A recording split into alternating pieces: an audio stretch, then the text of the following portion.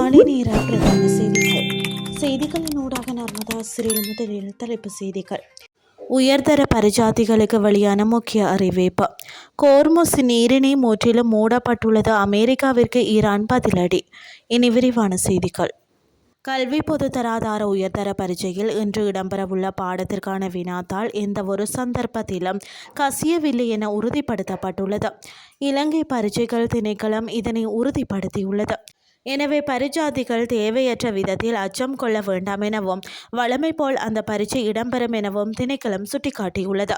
இதனிடையே அம்பலாந்தோட்டையில் உள்ள உயர்தர பரீட்சை மையம் ஒன்றில் பரீட்சை வினாத்தாள் பெட்டி ஒன்றில் இருந்து நாளை நடைபெறவிருந்த பௌதீகவியல் முதலாம் வினாத்தாள் அடங்கிய 6 பொதிகள் கண்டெடுக்கப்பட்ட சம்பவம் தொடர்பில் கல்வி அமைச்சு உடனடி விசாரணைகளை ஆரம்பித்துள்ளது. எவ்வாறாயினும் அந்த வினாத்தாள்கள் அடங்கிய பொதிகள் திறக்கப்படவோ அல்லது வெளிப்படுத்தப்படவோ இல்லை என பரீட்சைகள் ஆணையாளர் நாயகம் இந்திகா குமாரி முன்னதாக உறுதிப்படுத்தினார். கல்வி பொதுத்தராதார உயர்தர பரீட்சை தற்போது நடைபெற்று வருகின்றது. இவ்வாறான பின்னணியில் உயர்தர ஒருங்கிணைப்பு மையமான அம்பலாந்தோட்டையில் உள்ள பாடசாலை ஒன்றில் இன்றும் நடைபெறும் பாடங்களுக்கு புறம்பாக நாளை நடைபெறவிருந்த பாடத்தின் 6 வினாத்தாள் பொதிகள் பெட்டியிலிருந்து கண்டெடுக்கப்பட்டிருந்தன.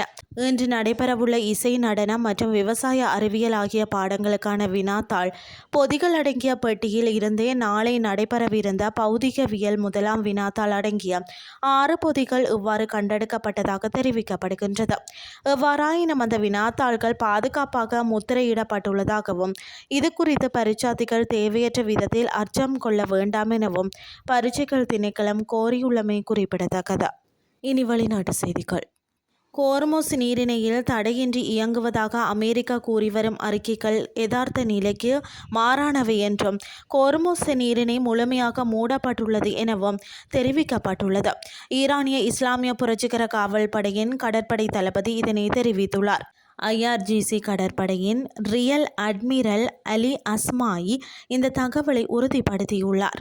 இது தொடர்பில் மேலும் தெரிவித்த அவர், கோர்முஸ் ஜலசந்தி முற்றிலும் மூடப்பட்டுள்ளது. இந்த வழித்தடத்தில் நடைபெறும் அனைத்து நகர்வுகள் மீதும் எங்களுக்கு முழுமையான மற்றும் தீர்க்கமான கட்டுப்பாடு உள்ளது. எங்கள் IRGC கடற்படை வீரர்களின் கவனத்திற்கு தப்பி எந்தவொரு நகர்வும் இங்கு நடைபெற முடியாது என தெரிவித்துள்ளார். உண்மை நிலை என்ன என்பதை போர்க்களத்தில் தான் பார்க்க வேண்டுமே தவிர அமெரிக்க அதிகாரிகளின் அறிவிப்புகளிலும் அறிக்கைகளிலும் பார்க்கக்கூடாது என தெரிவித்துள்ளார். கோர்முஸ் நீரிணை திறக்கப்பட்டு போக்குவரத்து இயல்பாக நடைபெறுவதாக அமெரிக்கா தொடர்ந்து வலியுறுத்தி வருகிறது. ஆனால் ஈரானின் நேரடி அனுமதியின்றி எந்தவொரு வணிக அல்லது போர்க்கப்பலும் இந்த ஜலசந்தியை கடக்க முடியாது என ஈரான் தொடர்ந்து உரிமை கோரி வருகிறது. உலகின் மிக முக்கியமான கச்சா எண்ணெய் வர்த்தக பாதையான கோர்முஸ் வழித்தடத்தில் இரு நாடுகளும் மாறி மாறி விடுத்து வரக்கூடிய இத்தகைய முரண்பாடான கருத்துக்கள் சர்வதேச வர்த்தக உலகிலும் எரிசக்தி சந்தையிலும் நிலவும் பதற்றத்தை மேலும் அதிகரித்துள்ளமை குறிப்பிடத்தக்கது. இத்துடன் செய்திகள் யாவும் நிறைவடைகின்றது. அடுத்த இரவு 8:30க்கு எதிர்பாருங்கள். நன்றி.